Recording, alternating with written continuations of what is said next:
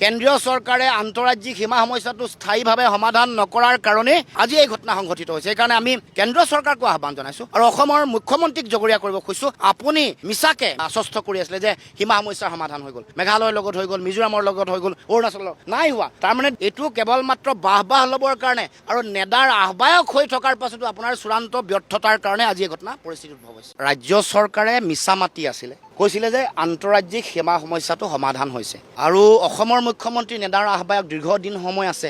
এই সমস্যাটো মানে সঠিকভাৱে ফলপ্ৰসূভাৱে সমাধান নকৰাৰ কাৰণে আজি এই পৰিস্থিতি উদ্ভৱ হৈছে। আৰু সীমান্ত অঞ্চলত বসবাস কৰা আমাৰ জনগণ, য'ত সদায় এটা স্পৰ্শকাতৰ অঞ্চল, তাত তেওঁলোকক নিৰাপত্তা দিব নোৱাৰাৰ কাৰণে, কাৰণ এনেকুৱা ধৰণৰ ঘটনা হ'বলৈ হ'লে ইণ্টেলিজেন্সে গম পায়, সেই অঞ্চলসমূহত থানা থাকিব লাগে, এনেকুৱা ঘটনা হ'বলৈ নিদিব লাগে। কাৰণ এনেকুৱা ধৰণৰ বহু অঞ্চল আছে য'ত এনেকুৱা ধৰণৰ ঘটনা চলিয়ে থাকে বা এনেকুৱা ধৰণৰ ঘটনা হয়। সেই ক্ষেত্ৰত চৰকাৰৰ ব্যৰ্থতাৰ কাৰণে আজি বহু মানুহে বুকুত গুলি পাতি ল'ব লগা হৈছে। চৰকাৰৰ ভুল নীতি, কেন্দ্ৰীয় চৰকাৰে আন্তঃৰাজ্যিক সীমা সমস্যাটো স্থায়ীভাৱে সমাধান নকৰাৰ কাৰণে আজি এই ঘটনা সংঘটিত হৈছে। সেইকাৰণে আমি কেন্দ্ৰীয় চৰকাৰকো আহ্বান জনাইছোঁ আৰু অসমৰ মুখ্যমন্ত্ৰীক জগৰীয়া কৰিব খুজিছোঁ, আপুনি মিছাকে আশ্বস্ত কৰি আছিলে যে সীমা সমস্যাৰ সমাধান হৈ গ'ল, মেঘালয়ৰ লগত হৈ গ'ল, মিজোৰামৰ লগত হৈ গ'ল, অৰুণাচলৰ নাই হোৱা। তাৰমানে এইটো কেৱল মাত্ৰ বাহ ল'বৰ কাৰণে আৰু নেডাৰ আহ্বায়ক হৈ থকাৰ পাছতো আপোনাৰ চূড়ান্ত ব্যৰ্থতাৰ কাৰণে আজি এই ঘটনা পৰিস্থিতি উদ্ভৱ হৈছে।